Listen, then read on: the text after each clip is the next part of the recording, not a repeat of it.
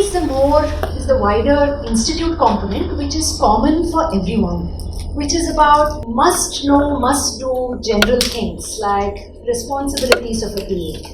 How do I interact with the professor, the instructor?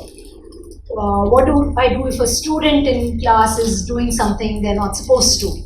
What are the ethical aspects related to it, and so on. So the first year TAs who have come in this year, the July 2022 entrants, they are on a mandatory basis enrolled for a course called TA 101 on Moodle. Some of the rest of you also might have already enrolled. I will just show you what it looks like. It's also called TASET, TA Assistant Skill Enhancement and Training.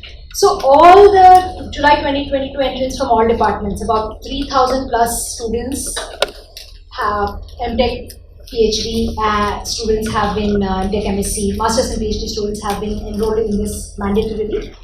After they pass this, then there is the department component, which the departments have to train them on, which is where you all come in. So how do the departments do it? Is every department has identified a few master TAs, which is all of you. Roughly we are saying one master TA for every 40 or 50 TAs, the first year TAs. So in some departments, small departments, there may be one master TA. I think the largest number we got was like 6 or 7 in some of the larger departments. So you, along with the faculty coordinators, can decide at the departmental level what sort of a program you want to do for your department TAs. Assuming that all the new TAs have undergone this course. Right? So just a quick show of hands, how many of you are registered for it, because it was left open for the seniors. So what we have done is told ASC to give all of you access on Moodle to this course. So by the end of this week, I think all of you should have access to this course. So you will know exactly what the first year TAs would have done, and we highly encourage you, actually I'm going to cross it off, we mandate you that you do this course. It is in 3 modules. There's a very friendly how to navigate this course at the top. There is Unit 1, welcome, what is a TA and all.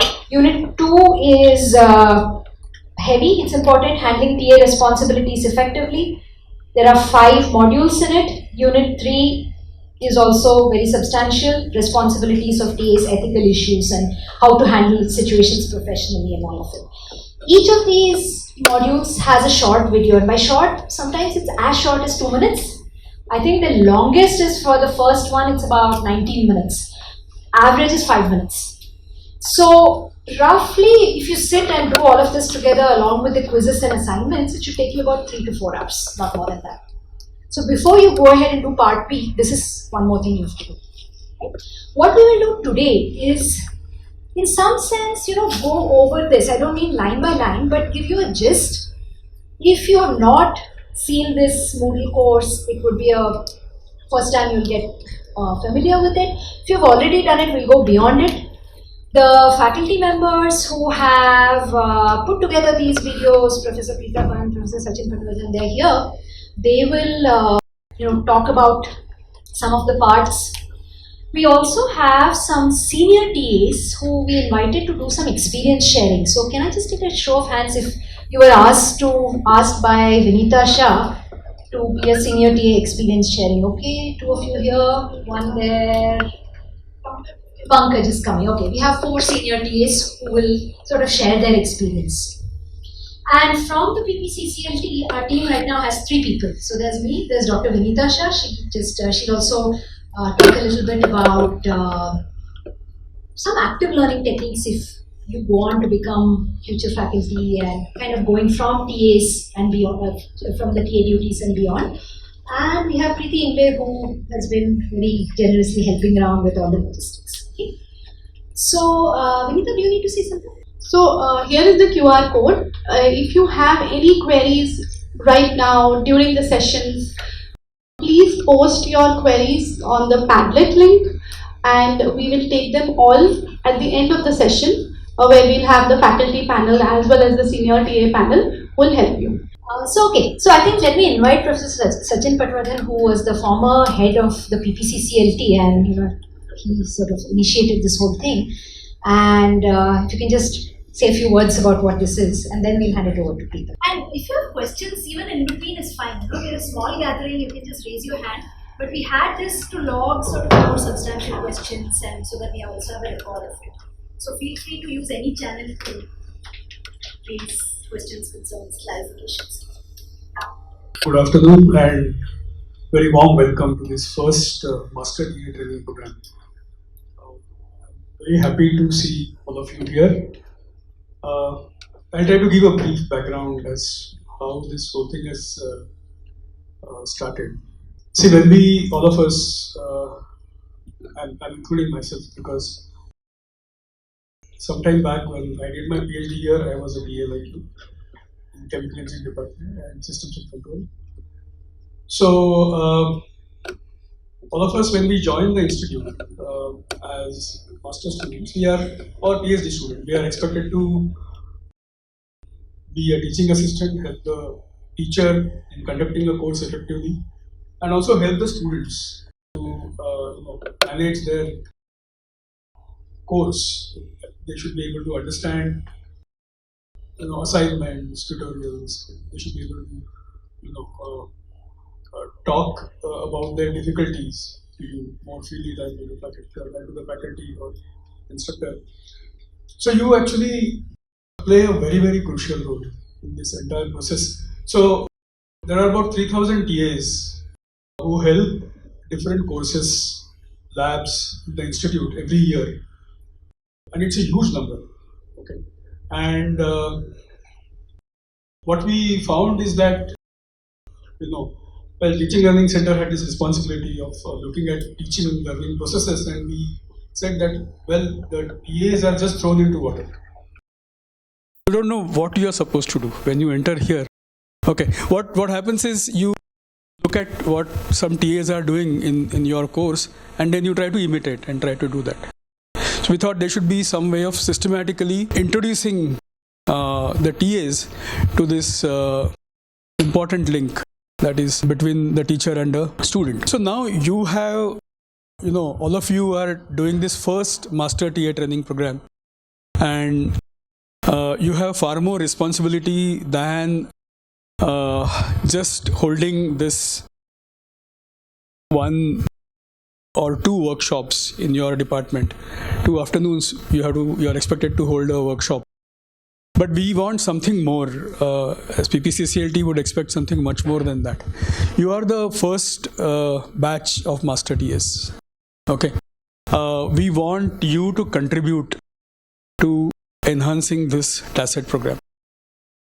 Okay, we want you to go through this, like Professor Sahana Murthy said, it's mandatory that you go through this, but then come up with ways to improve this. Okay, if there is something missing, we can add. We can do it together. I want to emphasize one thing here. In IIT Bombay, things have been better, not just because of the faculty, not just because of the facilities. It's because one of the very, very important component, which is many times overlooked or understated, I would say, is student-faculty collaboration. You may not notice as PhD students, but one of the success stories is mentor program. I don't know whether you know this. Undergraduate, there is a system of 3rd, 4th year students who mentor 1st year students and 2nd year students who are facing difficulties. And it's because the students participate, the senior students participate. They exactly know what difficulties the 1st year students or 2nd year students are going through. Okay, and it's a success because of student participation, huge student participation.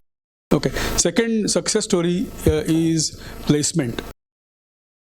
I don't know how many of you have seen the placement operation. When I was a faculty here for so many years, I didn't know what kind of operation placement is. There are about 160 to 200 students involved. There are multiple teams. There are some 30-40 students who just keep calling different companies. And apparently, out of 100 companies, you call only 30 turn up. And out of that, only maybe 15 are those who came last year. So there is huge effort that goes in, and it's because of the students. And then there is a team that coordinates all the interviews. There is a team that trains all the students in the departments as to how to write CV, how to appear for an interview. Okay, so this is not something. There is one placement office, there's a placement coordinator, and 6-7 people who are doing it.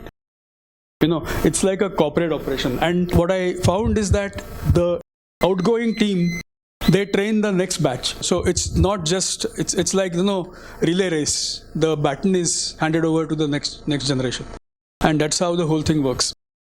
In fact, we had organized workshops for faculty from many colleges, engineering colleges in the country, and we are trying to tell them that it's not that IIT Bombay students get good jobs just because IIT Bombay has a big name. It's because this entire thing is handled by students very, very effectively.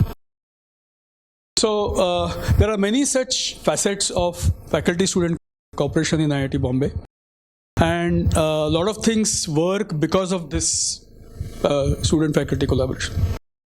So we would like you to participate in this entire effort. Each one of you can go through, give whatever suggestions you have, that would make this better. So next year, we should have an improved version of TASET, whatever way. See, because you yourself have faced many difficulties. Now we have created this by anticipating some things, okay, or we probably have done it many years back, so you are facing it right now. So you are better placed to improve this program. Okay, so you have much more responsibility on your shoulders. One is to motivate your students, your colleagues or your friends in the department to do this important task. You have to emphasize that it is not just a tick mark to be done. You need to tell them that look, mentoring is an inseparable part of any professional activity. Okay, you need mentors. When you come here, you need mentors. When you will go to do a job, professional job, in any organization, you will find people who either are officially assigned to you as mentors, or they take up a job of mentoring you, and it's a very, very mutually satisfying work. You help somebody grow in her or his career, in her difficulties, solving her academic difficulties. So your job is going to be quite difficult. Your job is going to be, I'm going to say something, don't take it badly. Your job is going to be bringing people who are sitting on the back benches to the front benches. Okay, you make them talk, ask them what are the difficulties, why are they not participating. This is something that you need to communicate the enthusiasm to do this to your department juniors. And next year, I hope some of you will come here and help in taking this entire effort forward, train the new Master TAs and so on. So this has to be an activity which is a joint activity between PPCCLT and all of you. Till you can keep contributing, not just this year as Master TAs. If you find something interesting that could help improve this program, you can just write to Professor Sahana Murthy, I'm sure. Group was, yes. As a first batch which is going to set up this program, I think you have a lot more responsibility in terms of starting this very exciting activity. I'm saying it's exciting because what you do has a lot of implications on students, their careers, how they learn in the classes, and so on. Okay, because many times the students are not open to us in a big class. They won't come and talk to us what difficulties they are facing, but you'll be able to spot them in the tutorial sessions, in the lab sessions. Okay, and because of your less age gap, they'll talk to you, and that's where you can really play a role of a mentor. So welcome aboard. I hope this whole thing we do jointly, and this year make sure that this program, like other programs in IIT Bombay, like placement or like mentor activity, this program also grows into something really very successful. Yeah, thank you. Okay, so now we'll move on to Professor Preeta Pant's talk. She is going to be telling us a little bit about ethics that need to be followed by TAs. I'd like all of you to keep two things in mind. One is, what all should a TA be doing? You know, that's what we'll be talking about a lot. Professor Sachin talked about it, Preeta will talk about it, the senior TAs will talk about it. So that's one thread. But the other thread is, you are also in the role of teachers and trainers for the new TAs, right? So what should I be doing in my department as a master TA? What all, how can I conduct the program in the department? There will be faculty to help you, but you kind of have to have both these threads going. So you're wearing two hats today. A lot of the things that are happening that will be talked about now, I think a lot of it will be familiar, some might be new. But you also have this other role of going and training and motivating and mentoring the new TAs, right? So any questions if you have on either, using in either of those two threads, note it, keep it in mind, use that link. We'll keep posting it between our talks and all, or you can even raise your hand if there's some time and bring that. But both these roles are important. Thanks, Anna. So I took my slides from the talk that Sachin made me give in 2018. And every time I'm asked to give such a talk, my first question is, why me? And I walk into a room like this and I always start the talk with saying that you don't really need me to have this talk with you. Because pretty much everything that I say, if I put it in an exam and tell you that there are 5 marks for the right answer and there are -2 marks for the wrong answer, you will all score very well in that exam because everybody does kind of know what the right answer is, theoretically. The challenge comes in putting it into practice. And because you are master TAs, now like Sachin said, so I'm going to just walk you through some of the instances. And this is again, I'll keep referring to Sachin that. So these are examples that I could think of at some point in time. But you are much better placed. You're trying to highlight some concerns that might come up when a person is a TA for a course. Theory course, lab course, writing course, reading course, and so on. And you're trying to flag these beforehand so that people have thought about it and they have clarity on what to do and what not to do before the situation arises, right? Now, because you are the colleagues of the people who you'll be speaking to, and because you have also been students, you've been on both sides of the table, right? You've been a student and now you are on this side, you're part of the teaching team. You can probably come up with better, more effective examples which people can relate to. Okay, so at least the way I saw it, that there is nothing to lecture. It is just to get people to think about, well, if this happens, what will you do? If that happens, what will you do? And if you do this, have you thought about the consequences? Have you thought about how this affects the students whose learning is your responsibility? That's all there is to it, okay? So I think there is a whole separate section on the responsibilities. I'm just highlighting these because I'm going to pick up some of these roles and then try to give you examples of ethical conflicts. And you are welcome to now take these and come up with your own, hopefully more effective, more relatable examples, right? So these are some of the things that you do as a TA. You make and conduct tutorial problems in class. You design and conduct experiments in a lab. You evaluate these things, tutorials, lab journals, exam papers. You conduct vivas while students are doing experiments. You may conduct help sessions, also called office hours for students, and you invigilate exams. And all of these are super important, right? Because they influence student learning, right? They determine their marks and hence their grades. And of course, this is very important because it can really be important for students who are struggling academically, as Sachin pointed out. And then, of course, invigilation. We rely on good invigilation to make sure that exams are conducted in a fair manner. It's not so much about right and wrong, it's largely about fairness. Okay. So Again, there is something even before we get to something as complex or maybe as mundane as ethics.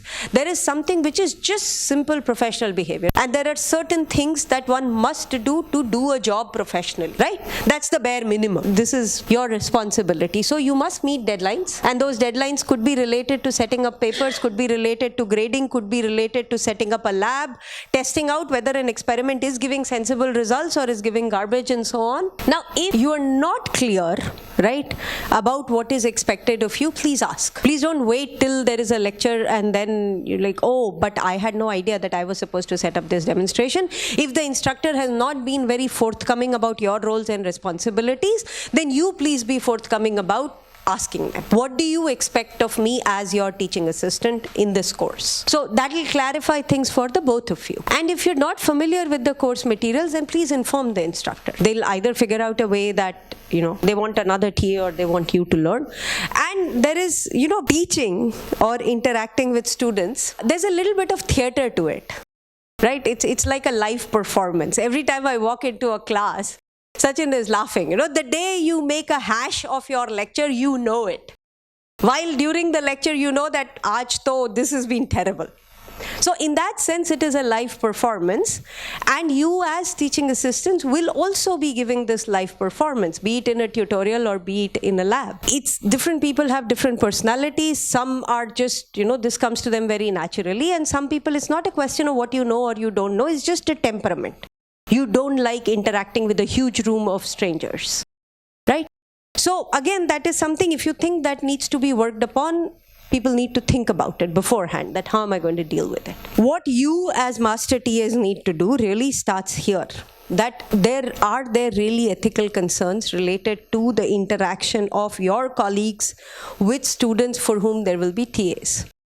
And to me, there are two very simple things. And if you come up with other thoughts, other ideas, please do. Feel free to add to this when you run this workshop for your department. I could basically think of two things. That one is in the classroom. There are two important factors that come into play. One is fairness. And to me, fairness in a classroom setting means that I will treat all students the same way, irrespective of who they are, irrespective of the fact that I may know some of them well and some of them not so well, irrespective of the fact that, students also have different temperaments. Some are mischievous troublemakers by nature. But as an instructor, as a teaching assistant, it is your responsibility to try your best to be fair. Means treat everybody the same. The second part, which is the trickier part, is interaction with students. And I'll show you a few examples and you can throw in a whole bunch of other examples. Like Sachin said, right, although you are on the teaching team, you are much younger. So the students will relate to you way better than they would relate to an instructor. Some of you may even be living in the same hostels, right? So it is highly likely that the students will find you more approachable than the instructor. But this approachability has to be calibrated. And I'll come to a few this thing. So to me, the very simple thing that works in most of these things is how do you behave with a student is just think about how you would like to be treated if you were a student. And that's how you should behave. Okay, so no major rules. And I've said this, that when you are discussing this with your TAs, best is to highlight issues by using examples from your experience or from those of your friends, because other than that, there really isn't much to it. So some of the examples, such as there's a scheduling conflict in let's say your research commitment with your responsibility as a TA. What do you do? Once again, if I said, well, tell me the right answer, you'll say, well, my primary responsibility is as a TA. So I should do this. The lab is running. I am supposed to be there. I'm supposed to supervise this experiment for 20 students. So I should drop everything else and I have to be there because that's what I'm committed to do. But it's not always very easy, right? So now try to come up with examples which make this a difficult choice. We've just finished a grueling APS season. You have your APS, right? And you've not been able to get any significant results. And finally, something seems to be working. But that something requires that you be there. There is, I don't know, some culture needs to be tended to. Some machine on which you haven't got a slot for the last 2 weeks, वो अभी ही मिला है, बस इसी दिन मिला है. Now what will you do? Right? So get people to think that, what should I do? Neither of this is an easy choice. So what should they do? Should they do this? You know that the experiment is easy, and if you help the students a little bit, they can complete the experiment by 3:30. No harm done, right? Experiment bhi ho gaya. You also reach your instrument. And everybody is happy. Yes? Correct? Yeah. What is the purpose of a lab course? Roshni, since I happen to know your name, I'll ask you. What is the purpose of a lab course? Usually you're trying to demonstrate something that they know theoretically, or just reinforce a concept in a very practical way. So they need to get the hands-on experience. Do you think doing it by themselves and maybe making mistakes is part of the experience? That's one of the most important things. Otherwise you could just watch a video of the experiment and get done with it.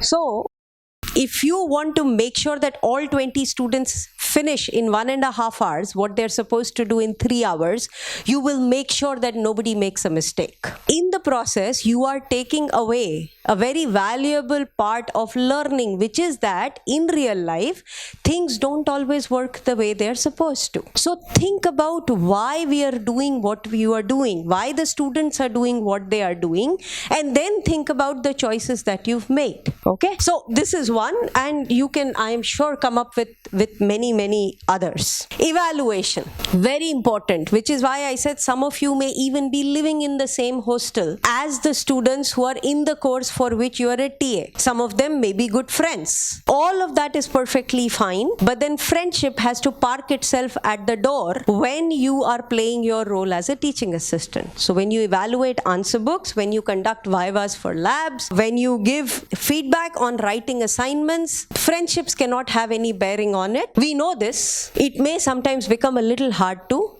implement, and you have to think about ways of dealing with it. So I had written a few things. These are things which have actually worked for me when I've been evaluating answer books, especially in very large classes, that I try to decide on a marking scheme beforehand. So I decide on a marking scheme, then I flip through some 15 answer books, and then I go back and revise that marking scheme, and then I go and stick to that marking scheme more or less as much as possible. Okay, if you, just because I haven't thought about a way of solving a problem doesn't mean it is necessarily wrong. So please don't be in a hurry to mark things wrong. You know, think about it, discuss, ask, and so on. And again, this is more for the instructor than for you, that it's easier to maintain uniformity if there are 5 problems and each TA grades the same problem for all 100 students instead of dividing the papers 20, 20, 20. That way, if you're very strict and I'm very lenient, it's still okay.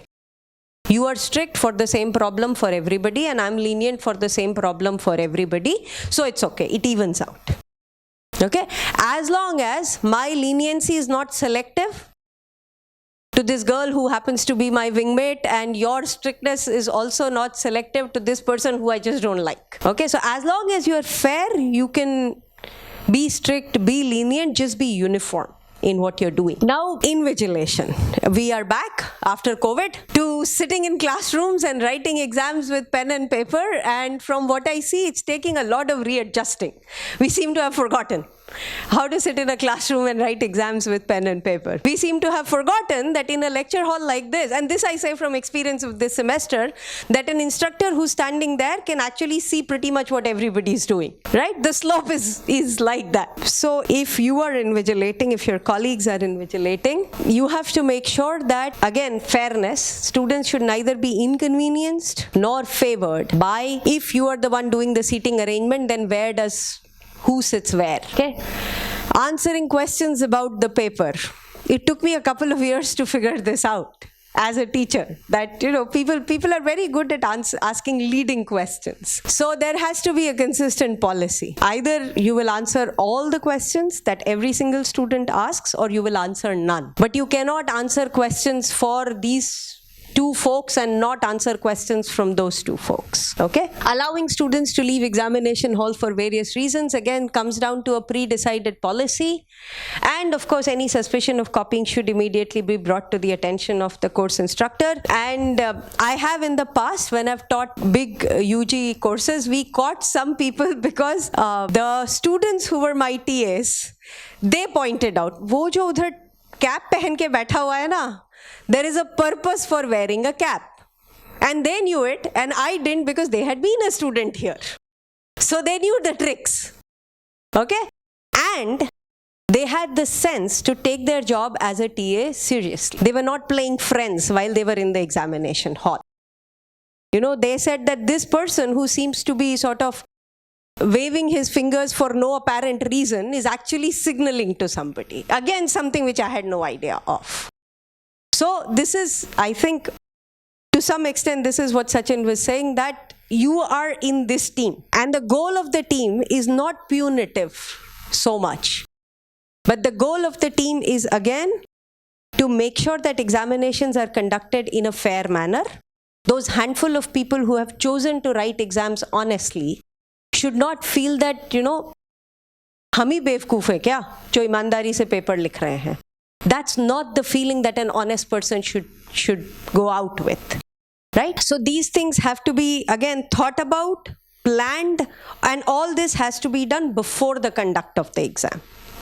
So I'll show you 2-3 examples of student interactions, and to me these form the heart of your responsibilities as a TA. And the part that I missed, which Sachin spoke so eloquently about, is that you are the bridge between the instructor and the student, right? And one of the things which is not there in any of the slides and which you must emphasize to your colleagues who are going to be TAs is that they need to watch out for students who are struggling in the course, okay? And if you've identified students who are struggling, part of the purpose of doing regular assignments and evaluating them on time is that you catch these students early. Agar har week assignments hai and you are correcting them and you are finding that, look, there's a handful of people who seem to have understood nothing, then you need to raise it with the instructor and you need to try and do something to help these students. But before you can help them, we need to figure out, why are they struggling? Are they simply disinterested? Do they just not care about this particular course, or are there other reasons?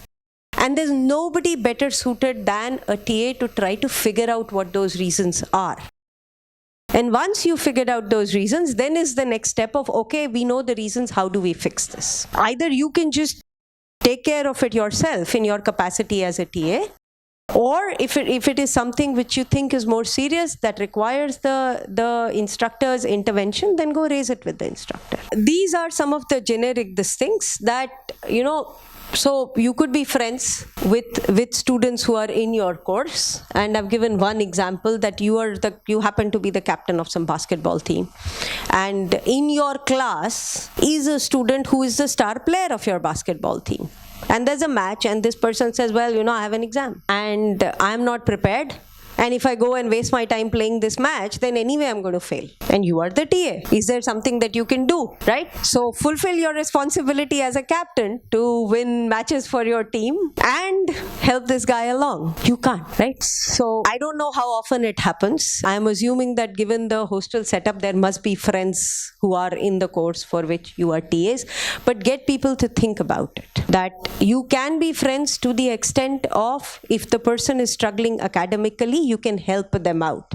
But the helping them out is by explaining concepts to them, okay? Not after an exam has been written. Or the other extreme, right? I don't like this person. They have been a thorn in my side for the last so many years. And finally, I have a chance to show them who's the boss. Because I am the TA and this person is a student in my class. And anyway, they're not doing very well. And that's it. I'm going to, you know, all these years of annoyance, I'm going to settle it now. Again, no. This is not the place to settle years of annoyance. Okay. More importantly, as a TA, you set the ethical standards in your classroom or in your lab or in your tutorial session. What that means is that you have to behave respectfully and professionally with your fellow TAs as well as with your students. Okay, you cannot be taking jibes at your students, no matter how badly they're doing, no matter how much they're struggling, no matter how much you dislike them at a personal level. So this is just a strict no-no. People cannot make personal remarks based on any of these: regional, linguistic, ethnic,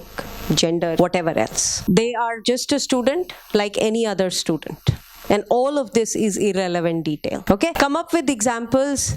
Get people in your workshop to discuss this. Has this ever happened to you? Has a student ever annoyed you so much that you just wanted to scream at them? And how did you handle it? Right? You're human. It is natural to get annoyed. There are times when I have been annoyed extremely. How do you deal with that annoyance? Where do you channel it? How do you still keep going? Okay, so get people to share their experiences. Also get people to share their experiences of strategies that they have used to get through to difficult students, to win confidences of students who are struggling. Okay, and how did they continue to conduct their class in a way that it was beneficial for the students without letting personal annoyances get in the way. And we learn from each other's experiences. And then of course, when I was going to be a TA as a PhD student, we had to do a 2-month-long, no, we actually had to do a semester-long TA training. And this was kind of hammered into us day in and day out, that there's a student in the class who you like and you want to ask her out, or you want to ask him out, whatever. Is this okay?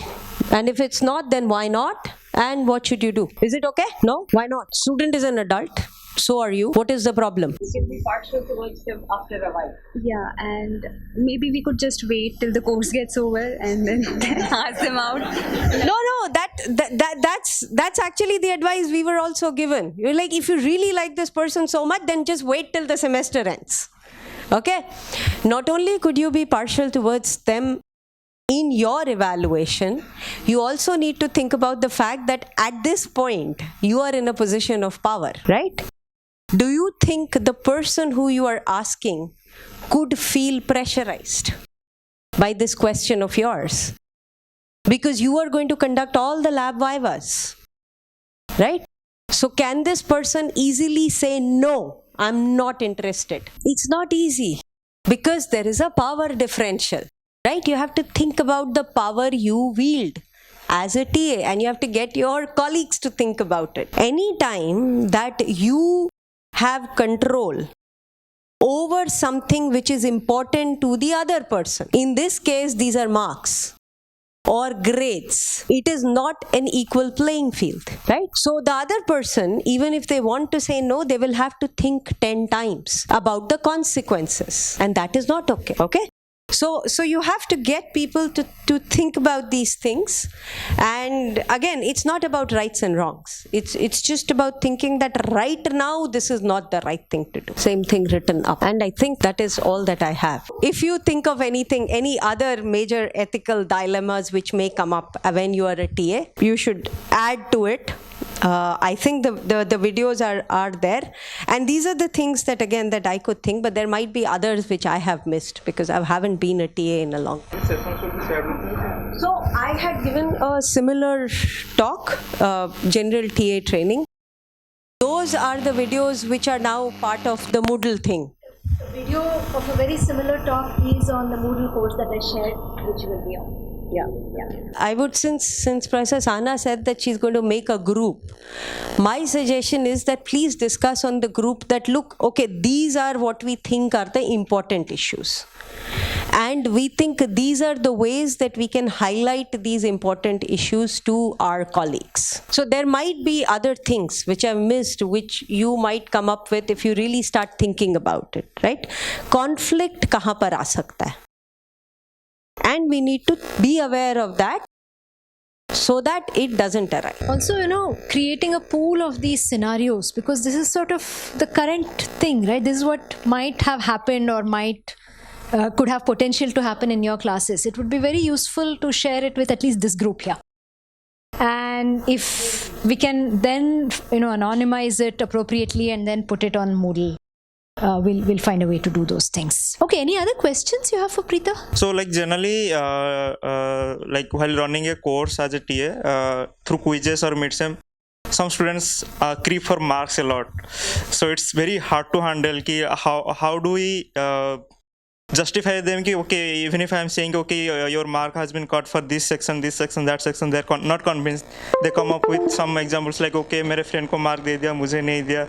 So like it's not always possible as a TA to convince okay, no, we have not done anything wrong. We maintained our integrity and we gave marks according to your answers that you have written, but they don't convince and they kind of arguing, So and they kind of create that afwa kind of thing. Okay, this TA is There is a video on exactly this in the TA1 course, but I'll let Preeta answer if she has anything. So I mean, I'm just talking of how we've tried to handle it. For again, this is for UG, large UG core courses, is that we actually make the solutions, make the marking scheme, and put that up on Moodle first. And we give the students a couple of days after we've put up the marking scheme, and then say that, look, you go through this, and if you can think of alternatives, which we haven't thought of, then you need to tell us beforehand, and we will update the solution and update the marking scheme.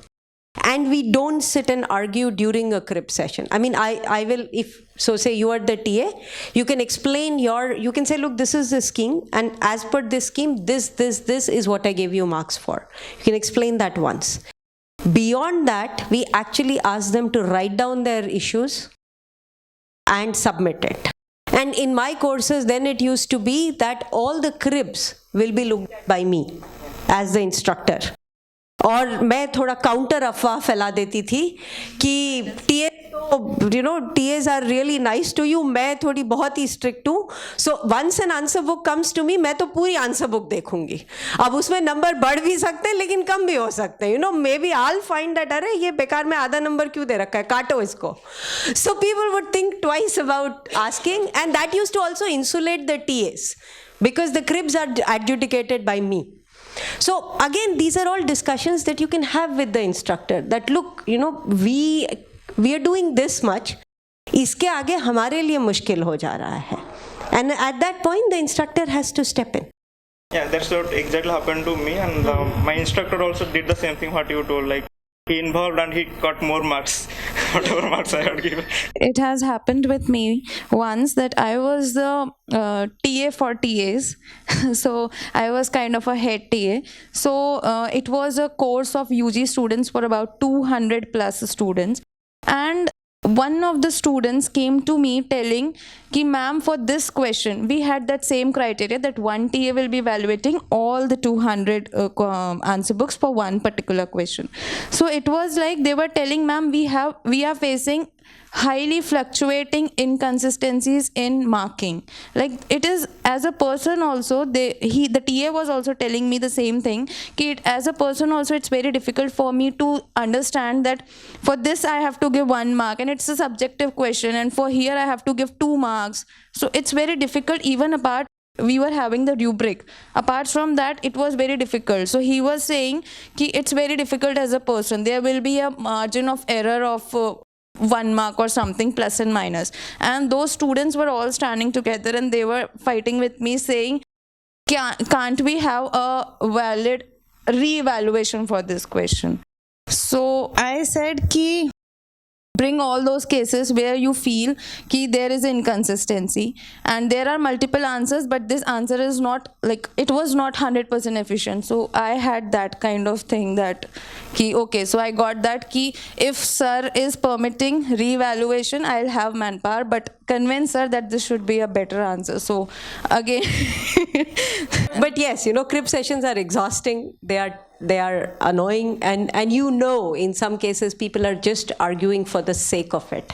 I mean, they will argue till they're blue in the face or till you are blue in the face, and like kahin se aadha number mil jaye.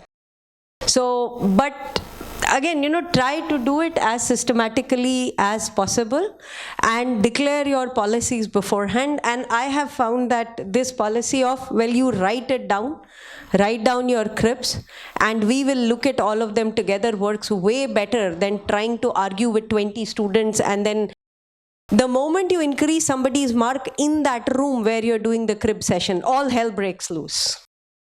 Okay, but these are things that you share experiences with and you kind of figure out some best practices. Any comments, questions that you have, even these organic ones that are coming up, I know you want to have this discussion, put it up. We have some time at the end, and we can also respond to each other at that point. So let's move on, because some of the senior TAs are actually waiting and they have been through exactly this. and each one of them has, prepared like a 3-4 minute or 5-minute talk about their idea, what they tried, and you can also interact with them. So let's invite. So we have 4 senior TAs here. All of you can actually come and one by one go. So we have Roshni Singh from the Department of Physics. We have Richa Gupta from Metallurgical Engineering and Material Science. Aarti Sindhu from the Department of Chemistry, and Pankaj Chavan from IDP in Educational Technology. So they will each go and they're going to share their experiences, their challenges, how they coped up with, whatever queries you're asking, how they coped up with it. We'll start with Roshni Singh.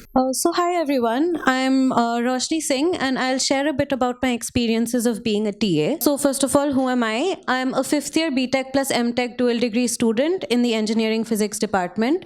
I've been a TA for 2 of these very large freshman UG courses, which is PH 107 and PB 101. I'm currently a TA for the 3rd year EP Microprocessors Lab, and I'm also a TA for the student-run English Language Improvement Program. So first I'd like to share about some of the challenges that I faced during the TA-ships. So I think one of the first things that you really have to do is get comfortable with saying you don't know. Whether that is a logistical detail that you have not yet discussed with the instructor, or if it's a conceptual question, you have to be able to say that you don't know something. Even if you feel like you have a reasonable guess at the answer, I think it's important to communicate with the student that it's a guess. You can tell them, I think that this is the answer and this is the reason, but I'll check or I'll think more about it and get back to you. Or I'll ask the instructor more about it and get back to you. And rather than diminishing the respect that the student has for you, it can actually build a relationship of trust that they know that when this TA says something, it's probably true with a reasonable amount of assurance, and also they'll know that you're not going to be bluffing them or giving them wrong answers, and I think that is something that is important. Another major issue which I think has been brought to notice earlier in this session is it is difficult to balance the pace of the class for quick learners and slow learners, especially in IIT. You'll have some really advanced students who are asking very good questions, stimulating questions which go beyond the syllabus, and at the same time you have students who are struggling with the basic concepts. And in my opinion, as a TA, it is mostly your responsibility to look after students who are struggling academically. So you can try and encourage the students who are doing better to have these kind of higher level discussions with you outside the classroom and really focus on the basic concepts, and that every student in the class understands some things from your tutorial session. This is also important because not only are these higher level discussions maybe taking away from class time which you could spend with the students who are struggling, but it also can really intimidate students who are not doing well in that course. It makes them shyer, and then they're not really going to talk about their doubts because they think it's too trivial, I don't understand anything in this course, there's no point in going on with it. And you can also try and take help sessions for the students who are really struggling outside office hours, especially for courses like PH 107 and BB 101. There's 1,000 plus students, so it's really not possible for the instructors to keep a tab on how individual students are doing. When you evaluate answer scripts or look at their performance in class, you can really flag the students who are struggling. You can talk to them, ask them what's happening, and you can take extra sessions with them. That's really helpful. Another major challenge of TA-ship, especially when you're doing it for the first time, is troubleshooting and answering questions on the go. Because some of us may actually know the subject well enough to answer questions in an exam, but answering it in a classroom setting when you're standing in front of an audience is a different matter. For me, for example, PH 107, quantum mechanics is something I'm very comfortable with. I've done more advanced courses. Still, something that I find very useful is to actually review course material or textbooks in the before you go, just so that you have nice, simple explanations, or sometimes when you've done it, you've not thought about things in a particular perspective, or you for granted. And if you've just put in that little bit of extra preparation It helps you to answer questions in a very simple and effective manner for the students.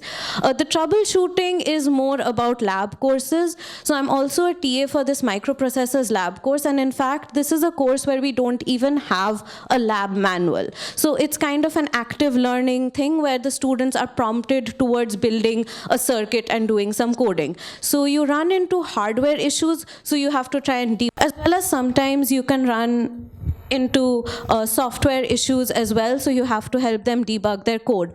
At this point of time, you need to be really alert, draw on your previous knowledge and all, but again, I find that the best way to make sure you know how to troubleshoot things is preparation. So if you're a lab TA, you should go to the lab before the session actually happens and not just know all the theory related to the experiment, but sit and do all the steps of that experiment by yourself. That way, you're also going to be very familiar with the instruments in the lab, because you can know the concepts that's happening, but every lab has instruments with their own intricacies. Some of them, they have a bit of problem and all. If you've done the entire experiment firsthand, then you know where the students are likely to be struggling with the instrument, and you can troubleshoot things in a much better way. Obviously, time management is also an issue. Most of you here are PhD students or master's students. Your own research is going to be the main focal point of your time here, and sometimes you might feel that this TA-ship is something that the department or the institute is just imposing on me. With time management, I believe it's usually a question of making sure you understand your priorities and you're shifting your own perspective. So rather than thinking about it as, oof, department ने मुझे ये ऐसे burden थपा दिया है, you can start thinking about it as something which is an essential part of your training as a researcher. Because whether you're going to stay in academia, then it's obvious you'll probably end up teaching more and more.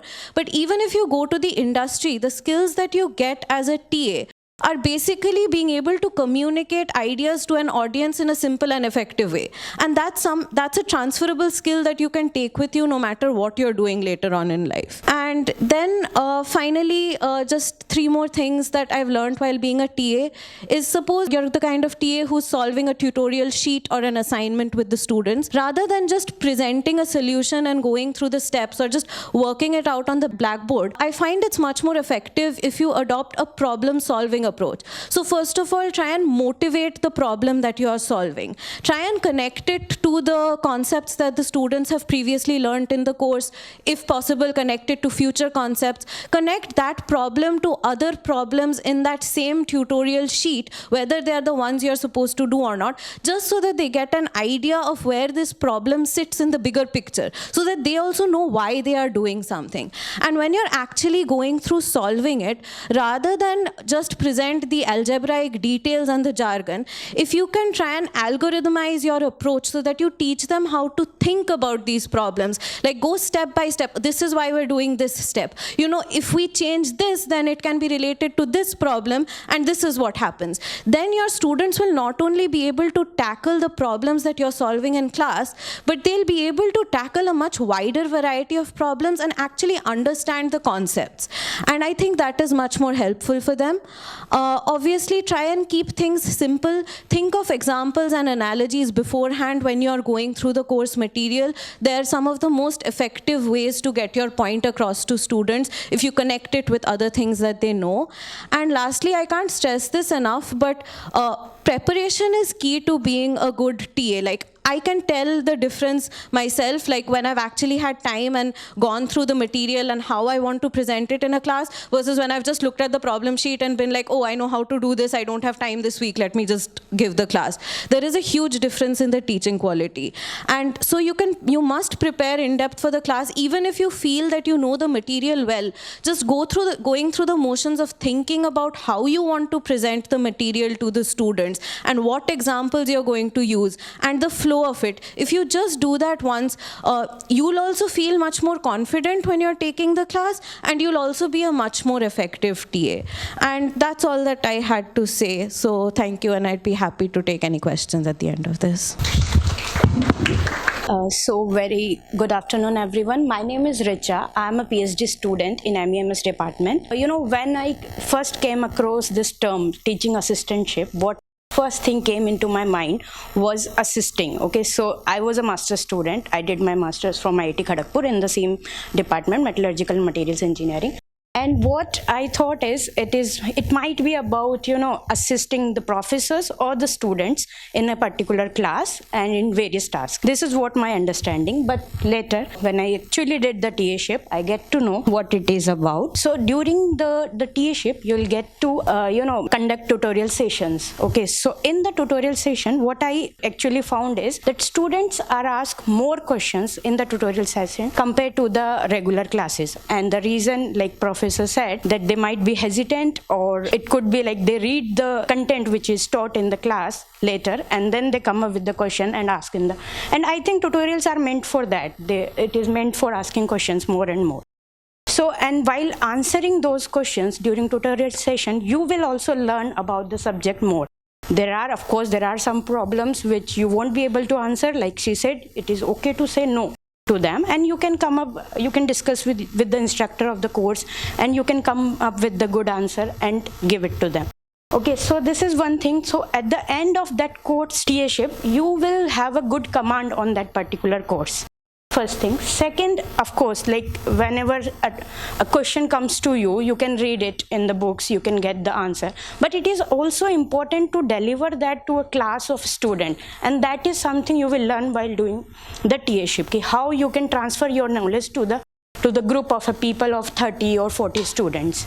So, and the third, of course, your communication skill, you will get to interact with more and more people, so that will again improve. The second thing that I wanted to point out here is during TA-ship, you will of course attend the class, and like ma'am said, that you will be on both sides of the table. Okay, so you will be, as a student, you are supporting them, and of course on the other side you are also interacting with the professor in a different manner. When you will do it, you will realize this thing.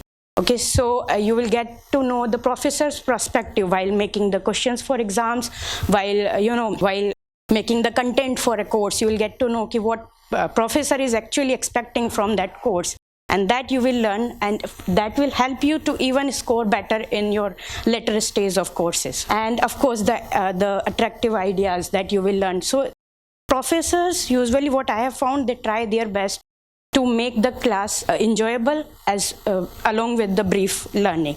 So, and not only the classes, even the exams, because I remember first time, like I did the TA-ship with ma'am itself in one of her course during the lockdown. So I could not imagine a viva which was taken, and the set of questions were already floated in advance a week before for to the students. So this is how we have taken the viva, and to make it even more fair, what we did is we just make 10 chits, and we pick up the chits in front of the student, and whatever number coming over the chit, we ask that question to the student.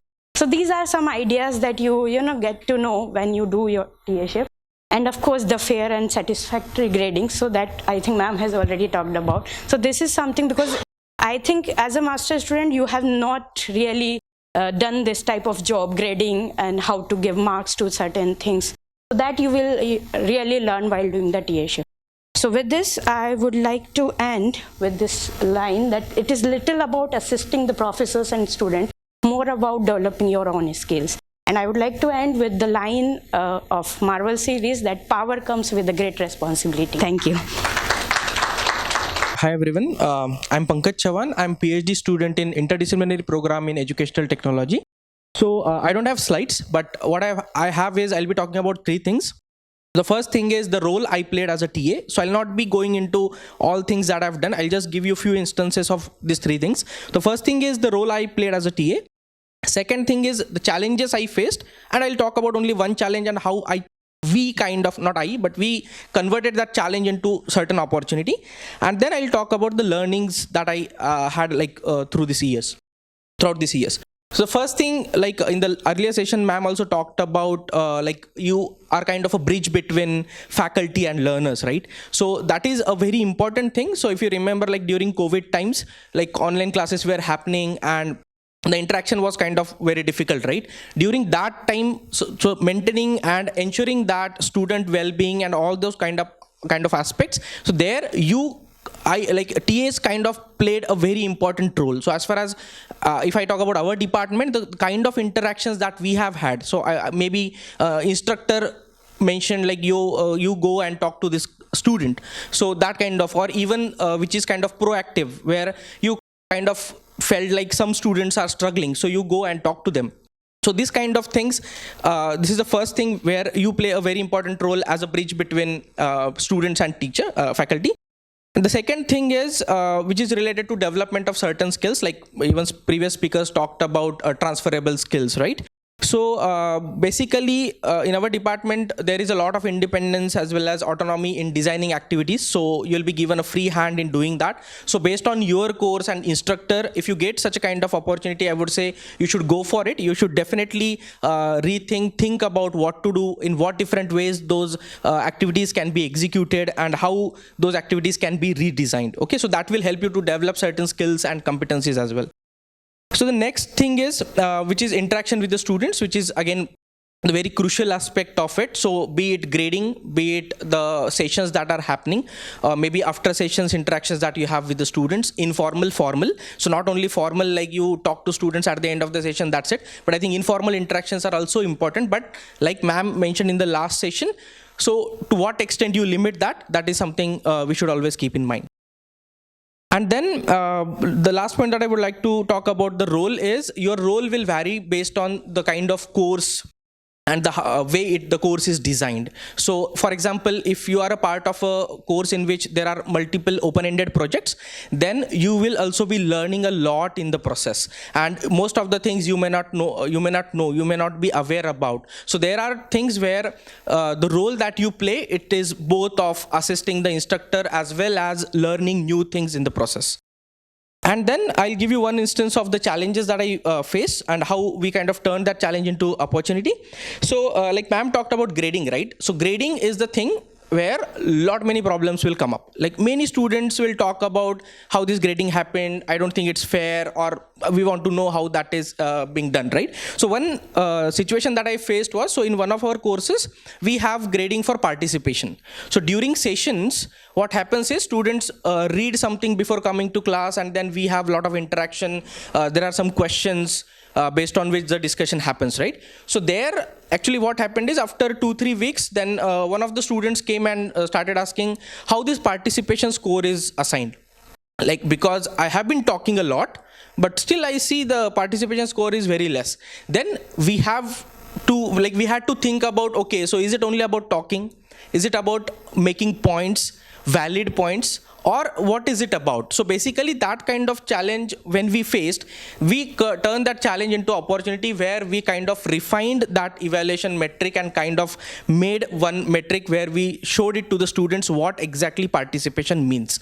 So that is how one of the challenge was kind of turned into opportunity. And the last thing I'll talk about is learnings. So there are many learnings, but I'll talk about only few. So the first thing is, you basically get a different lens when you are a TA. And why you get that different lens? It's because you are learning at multiple levels, be it content, be it course management, or be it even learning management system. So some of you might be familiar with learning management system, some of you might not be, right? So there also some kind of learning happens. So basically this learning happens at multiple levels, and as a TA you get that opportunity, so that's great. And that is something which is one kind of learning for me. Second thing is, definitely I felt more confident when I kind of went through this entire process over 2-3 years, where different courses for which I was a TA, different instructors had different ways of doing things, executing things. And this kind of helped me to kind of develop certain skills. And I felt confident because of that. And as well as I think, like, even she mentioned that some of those skills are definitely transferable, whether you go in academia or whether you go in industry or whatever your next thing that you are going to do. But definitely some of those skills will be definitely useful to you. So thank you. Hello everyone, I'm Aarti.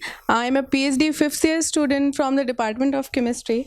And so I've been told to share my experience as a TA, and the thing how to become a good TA, I'm still exploring over it in my 5th year as well, because you will always learn throughout your life.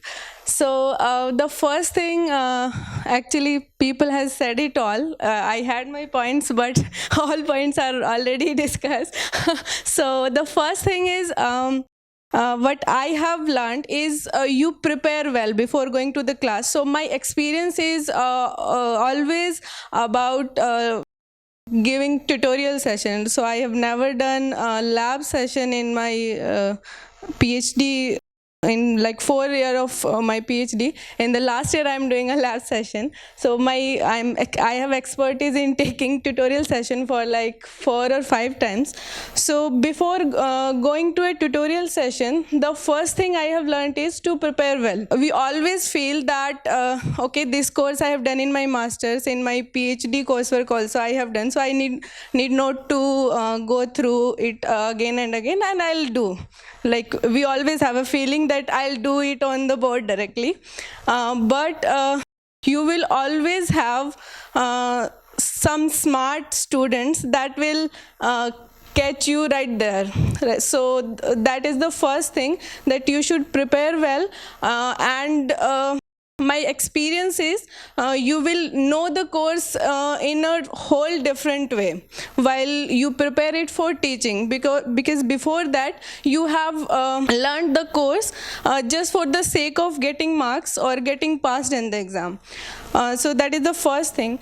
Now when you go to the class, students should not get afraid of you. Like you should not be strict at first. You can be strict while giving marks, or like in the scrutining session you can be strict, but when you are in the class, the student should free to ask any kind of question. Any kind means any kind related to the course.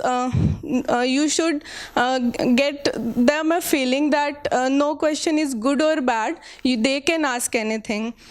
So you are like a bridge between, as everyone has said, you are like a bridge between the professor and student. So in the UG course of 1200 students, all of cannot talk to the professor directly. So you are the person to which they should be talking to, and you should take the office hours very seriously, because if you give them office hours, some students do come, and that is really great to discuss outside the tutorial session. And one thing more I have learned in like specifically when you are teaching to the UG students, some students feel like inferior in the class, because remember, JEE can be given in any of the Indian languages, and you should make them confident that there is no superiority or inferiority about any language, because we always keep on teaching in English, and some students in the back benches or wherever, they will always feel inferior that I don't know English, they're always talking in English and all. So this is a part of our job, that we should identify those students. You should give them that confidence that they should come to you and say, ma'am or sir, I am not understanding the language, I need to get extra time from you. Okay, and the next thing is, that's what I have felt with my experience, that we should never point out a student in the class. At that time also, they will feel strange. Like we can think of the point of when we were a student, like who will like that teacher will point out me, okay, you stand up and come to the board and solve this question. No one likes that, right? So that time also you are creating a distance between you and the students. They will not come, of course they will not come. So rather than that, you can make the class interesting and make them feel confidence that they will themselves come and do question on the board. So, and the last thing I would like to say, that she has also said that there is no harm in saying I don't know, because you cannot know everything about the course or the subject. No one can know. Even I will tell you an incident. We had a TA meeting before going to the tutorial session and discuss the questions, the answer of the questions, like in very detail. And we have like we always had a set that okay, we are going to discuss this, and we that time also we have discussed, and I went to the class and I said this should be the answer of this question, particular question. One student asked stand and asked, no ma'am, this is wrong. So I was like shocked how it is wrong, because I have discussed with the professor also, and I myself was convinced. So he told me the reason that this doesn't look right, and I was also thinking, oh yes, from this point of view I could have also think that. So I said I'll get back to you. So rather than that, I could have revolved around the question, because he has that faith in me that I'll say it correctly, right? So I could have said that, okay, no, you are wrong, this is right, and this is what we have discussed. But I said, okay, I'll get back to you, I'll discuss with my professor. And when I discussed with my professor, he also agreed that we told that wrong.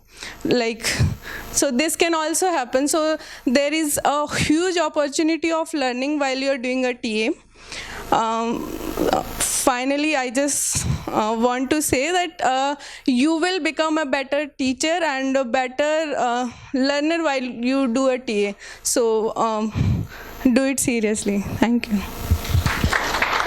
Thank you to all the TAs, and I hope you're around for another like half an hour to take any questions if there are. Okay, so since many of you have not done the course, what we decided was that we'll just give you a little bit of highlight of what the course is about, although much of it has been already said by the professors. So some of the pertinent questions that are being addressed by the course are that what is TA training in IIT Bombay? What are the benefits? You have heard a lot of benefits here. What are the typical responsibilities of a TA? What are some of the guidelines? So the course lets you know what are some of the guidelines, and what are ethics. And we did hear about ethics of being a TA, right? So TA training in IIT Bombay is a blend of training, as we have been hearing that it not only gives you an opportunity to teach, but also assist the professor. It makes you an apprentice as well as a teammate with the professor, right? But there are two things that are very important. At the beginning of the TA-ship, you should have the expectations very clear. So you should know what the instructor expects from you, and you should own it. You should own your responsibilities. Don't do it because you are a TA and now you have to do. Okay? Own your responsibilities. That will help you learn more. You have heard a lot of benefits, right? I think whatever I had in the next slide have all been covered. But are there any more? If you have any more, like of course you learn about teaching, you learn about, you are a facilitator, you're facilitating the learning of students, right? You are learning about communicating. Then you are also learning management, not only time management but also managing a senior professional, your instructor. You're also learning how to manage thousands of students, right? And more. Is there anything that you learn being a TA that has not been said today? Anything? I'm sure there is. Think about it. So there are three types of major TA duties that you are doing, right? A tutorial TA, lab TA, exam TA. And many of these responsibilities have already been talked about. Just to give a glimpse of what these responsibilities are. So for a tutorial TA, you should know your students. Of course, it is very difficult to know each and every one, but try to know your students from the point of view that who is not responding, who is active, how can I help if somebody is not responding, from that point of view. Strategize the teaching, manage time effectively, predict their queries. It will make it easy for you when you are in the class, that if you have already thought about the content and come up with some queries that could have been the students' queries. And talking to senior TAs, it is very important. They can impart wisdom that you may not have thought of yourself. Then lab, conducting and verifying experiments. This we have talked about today, so I'm not going to go into the detail. But one thing is that provide feedback of whatever is happening in the lab to your instructor. Communicate that so that if there is some mishap that has happened in the lab, It should not happen again. Okay? Exam, I think Professor Preeta has done a very good job. She has told, I think she has talked about every single aspect here. Ethics, we have talked about fairness, honesty, professionalism, and respectful behavior. Okay, so I'm going to go a little beyond the course. Okay? So how many of you think that a good TA should be a good teacher? Do you think that good TA is equal to good teacher? Yeah, only one of you? Okay, you do think, right? Okay, does this thought ever come to your mind that how do I become a good teacher? How do I ensure higher engagement when you're teaching a class of 200, 300 and you see maybe students on the phone or talking to each other? Does this thought come to your mind that how should I engage them more? So if it does, there are certain challenges, especially in today's digital world.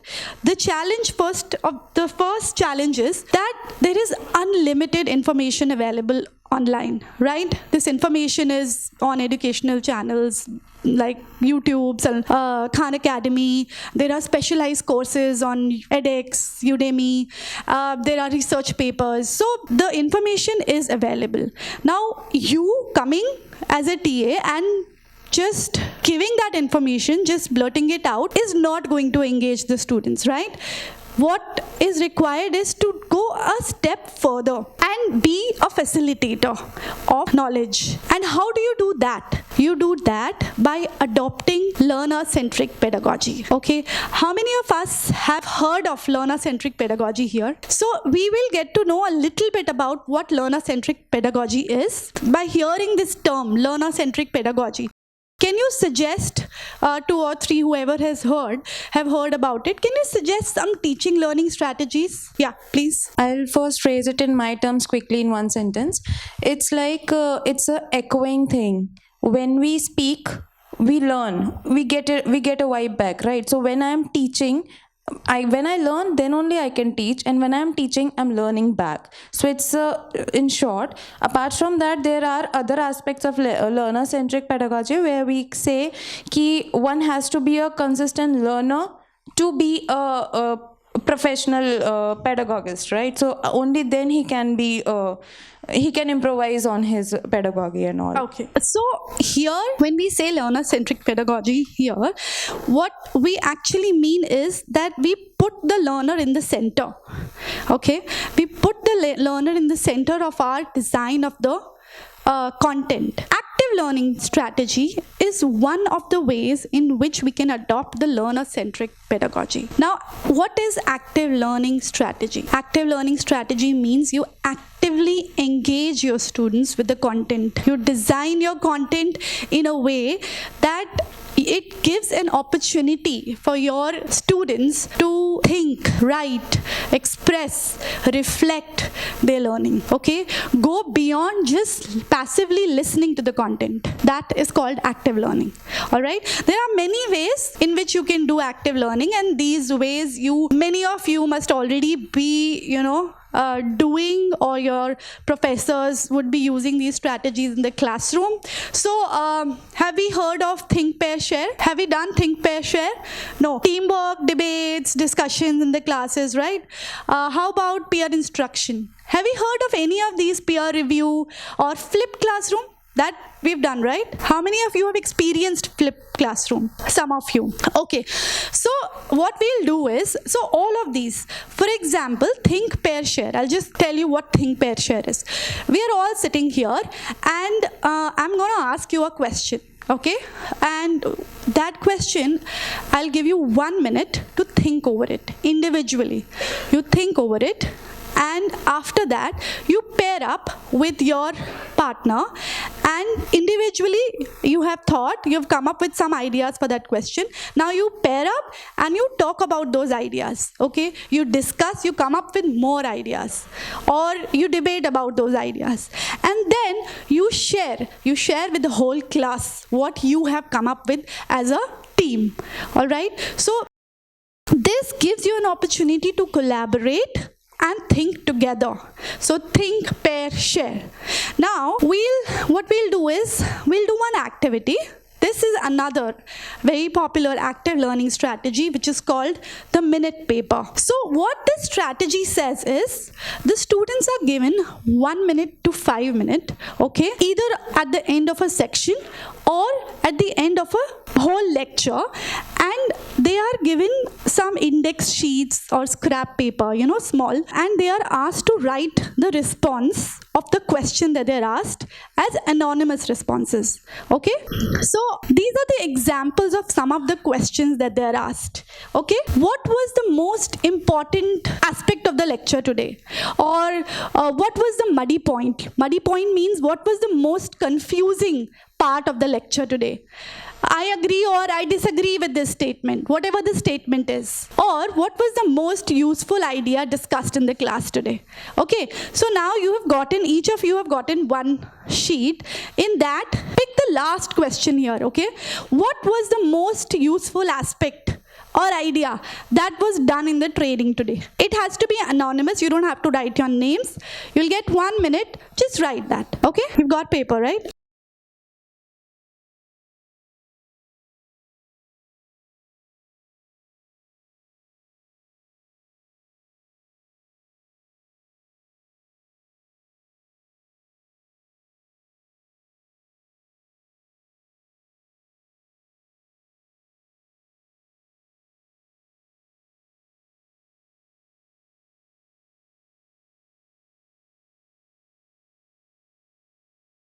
Okay, so we are almost done, right? Now, whatever you just did, what are the benefits of this activity to the instructor? Okay, it provides me timely and useful feedback. Okay, I could have asked any of those questions. I could have asked I could have asked what was the most confusing aspect. I did not ask that because today was quite simple, right? So what was the most confusing aspect of the class? So it gives me useful feedback for help or remediation for some student as required. It gives me feedback if you've understood the content or not. It also gives me feedback if I need to revise my course content. And it also somewhere enhances the connect between the student as well as the instructor, though it is totally anonymous. Now, can you tell me that how does it benefit the student? Does this exercise also benefit students? Yeah, please. I'm not liking that the class is becoming boring, and it should have more anecdotes to make it easier to understand. Right. But if this anonymity aspect is added to it, then I will be very freely able to express my views so that my demands are met as a student. Absolutely. So, as you all said, it provides an opportunity for self-assessment, an ongoing self-assessment. It gives you opportunity to reflect on what you just learned, and as you said, it gives you a voice, especially to quiet participants, to ask their queries which they couldn't have asked. PPCCLT website, we have resources. Okay, under those resources, you have effective instructional strategy tab.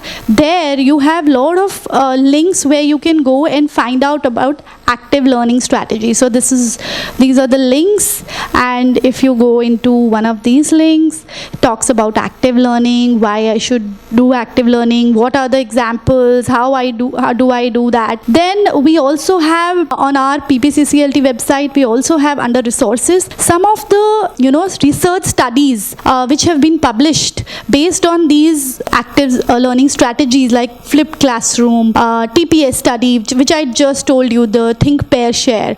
So all of these are research studies that have been done, and they tell you more about these the literature basis of these activities. Then also we have done some past events. Okay, so particularly one of them may be very interesting to you, by Professor Jeffrey Freud, that was done in 2020, student-centered teaching and learning. So there was a workshop. So you may want to go and check out the video recordings here.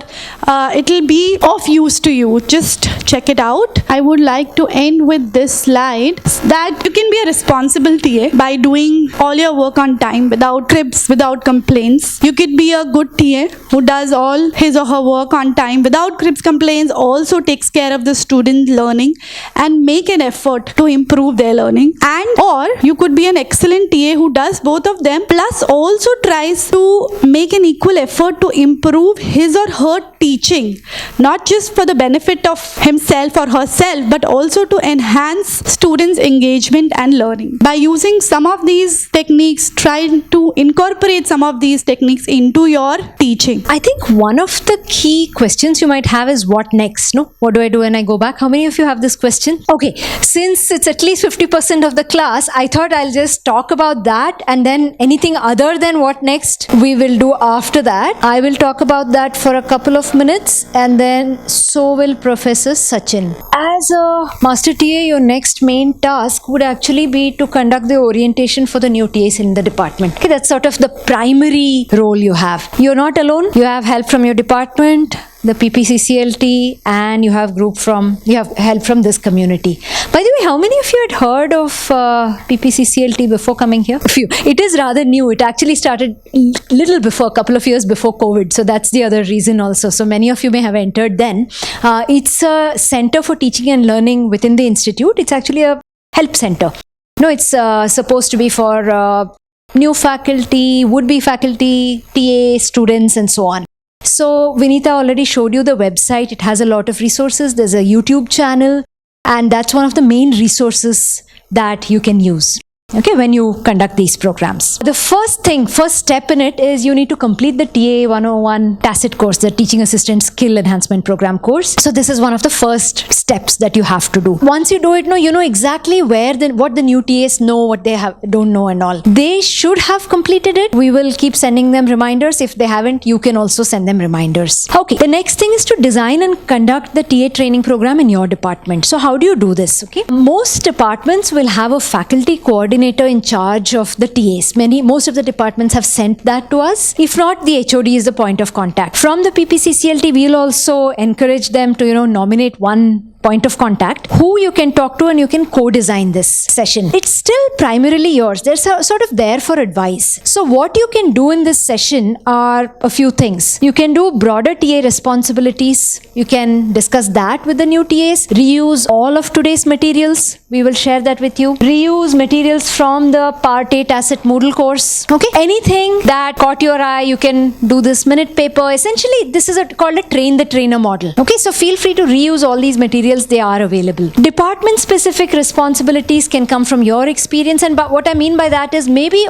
most TAs in your department are exam TAs or invigilation TAs, or maybe it's primarily programming related. CS 101, you have like 50 MTech TAs doing programming, 50 or 100 or so. Faculty coordinator should also give you input on what are department specific roles. The third one, if there are some specific technical aspects, maybe all TAs in your department have to learn how to use a particular type of equipment, or mentor students in a particular type of writing. So if there's any technical requirements, that's also something that you can do in this TA training program. How long should this be? Again, it's your call and your department faculty coordinator's call. But not even rule of thumbs, but rough order could be like half day, 2 half days, not too long, not too short. 1 hour is too small. 1 week is too much. So some median or geometric mean of that might work. But again, that's something up to you. When do you have to do this? There is a grade associated with it, because when you do this program, those who attend and complete this program will be given a pass no pass grade in the TASET Part B course. So this needs to be completed in the next 6 weeks or so, say by mid-November, so that the grades can go in on time. Every department might be different. The grades are only for the first year July 2022 entrants. I mean, for the senior TAs, what we said is they're welcome to and they're encouraged to register, but it's not mandated. So if Part B, you don't need to send a Part B grade for any of you. And department suggested that you are the Master TAs. Okay, which department? Energy Sciences. Anybody else from Energy Science who's just the two of you, is it? Evaluation, the grade has to be pass or no pass. The conditions for that, you and the department can decide. Is it based on only attendance? Is it based on participation? Or maybe you want your TAs to write something and upload, or maybe you want them to, it's up to you. You can go as high as you want, but there is a grade associated with it. So there has to be some norm by which it's a 0 credit pass no pass course, but it is on the transcript. So if they don't, it is already, because ASC has registered all the July 2022 entrants. So if they don't pass it, they have to redo it. This one, this semester, so for example, if you want to do it, if you have 200 TAs and you want to split it into 2 sessions or two batches, you can do it. Is that what you meant? How many batches, or what do you mean by sessions? How many hours? Like I said, anywhere from half day to 3 half days. It's not entirely your decision, but some departments don't have a faculty coordinator. So PPCCLT will send this what next to the department coordinators also, and hopefully they will get in touch with you. But if they don't, I would suggest you can also initiate this conversation with them in a week or so. When do we do this? So that's what you sort of play, these dual roles of leading as well as, assisting. You can count it as part of your departmental TA duty, you're saying. For this department for this year. So that is, you will get a recognition for being part of the... So this is a little extra responsibility that you have. Because you are trying to, set up something for, you are TAs to the TAs now. You are teachers to the TAs. So this is a little extra responsibility that is being placed on you. And discuss that with your departments, Yeah, you should discuss that with your department. Because you'll have to spend time in designing the course and doing it twice in a year. The idea is that year after year, once you are a Master TA for this year, you do it for... So PPCCLT will conduct such a session once in a year to train the Master TAs. And the Master TAs will conduct it twice next semester. In the beginning, we might... we'll see. Originally, that was the idea, that, you do it for a year. Once you are because once you are done once, then you know how to repeat it next time. So that was the idea.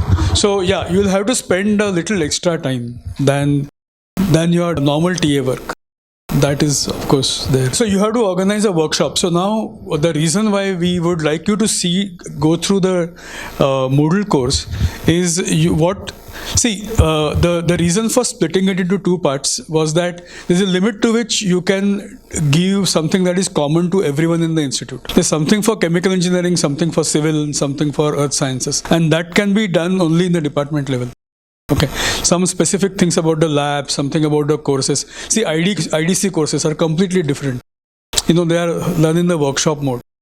Okay, so we cannot go beyond a point to say what is generic to everyone. Okay, so you need to design this for your department. Okay, this year, it's going to evolve. So you are trying the first version of it. Okay, so it's not going to be perfect in 1 year or 2 years. It will happen slowly. Okay, so you have to make some beginning. You'll have to think of things that are complementary to what is there in the Moodle. Okay, there's no point in repeating what is exactly as it is, what is there in the Moodle. So what way you can complement, what you have to think, what are the things that are different for your department centric or department specific. And so you'll have to talk to your faculty coordinator, preferably.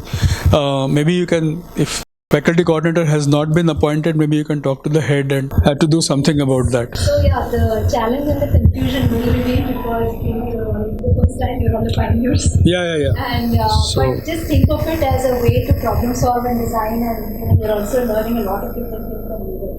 Time-wise, yes, that is additional. If you wanted to exactly, I don't know how it works in each department, whether you have allowance or less.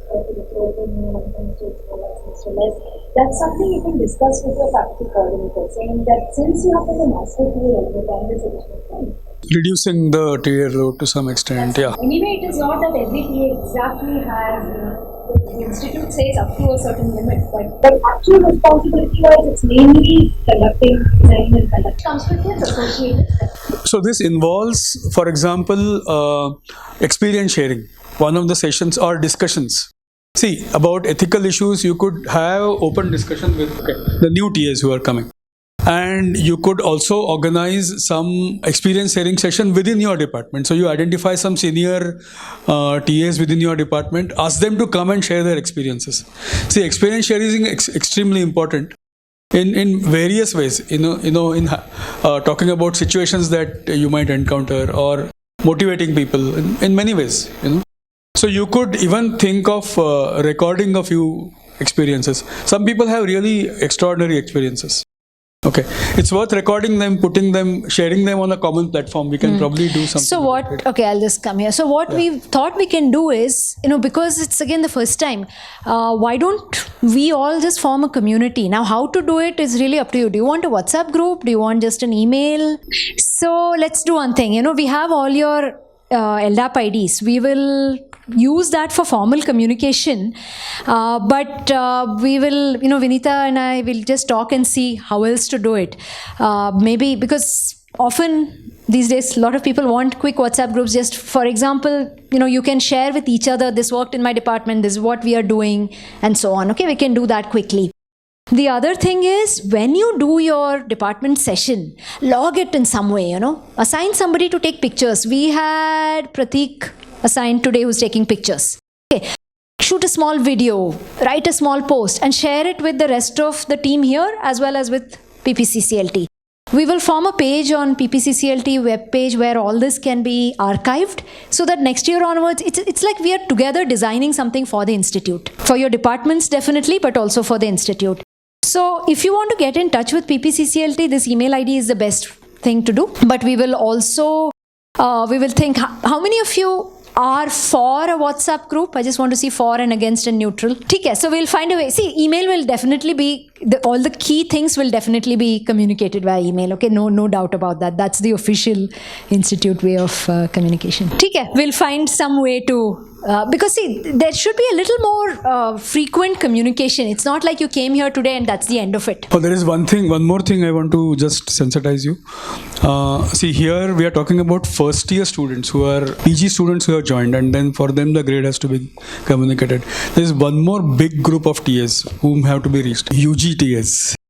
And I think are there other representatives of UG TAs here and chemistry department, except, because there are many UG TAs in maths. I think physics uses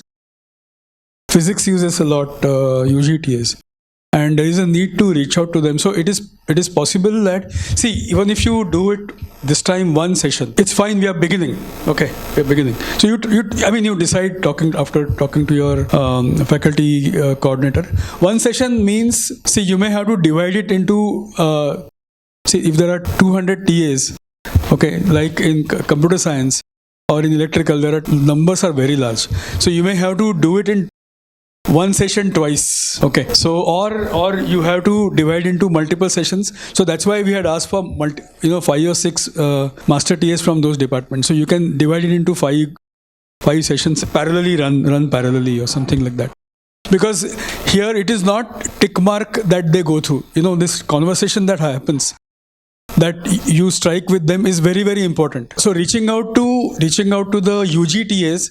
In some departments, maths, physics probably, what you have to do is to do something for the PG TAs and then separately for the UG TAs. Because UG TAs are taken separately. Sachin, let the departments handle that, no? Because see, things have changed also. This semester, let's get it going, I think. Yeah. What I meant to say is that you need to know about them also. They are also participating in the teaching process. So these are the issues that you need to discuss within your department. Okay, whether you need to do it separately, together. So many departments may not have these issues at all, that UGTAs are being used. This is only few departments, but you need to know about this and then think about this. What to do, whether to do a common session for all, whether to do a separate session, what to do, you'll have to think. So it will evolve. So you are participating in doing it, creating a course for your department. What you do, it will be the nucleus that will grow into something. So you have to think carefully and do it. Hey, great, thanks. So 2 quick announcements. The chits that you wrote, they are not just toys. Please put it in this before you go. We will read it and see if anything can be done. And those of you who have not signed the attendance sheet, I think in the end, just make sure you do it. Preeti will just come and talk to Preeti. Okay, just make sure you log your attendance.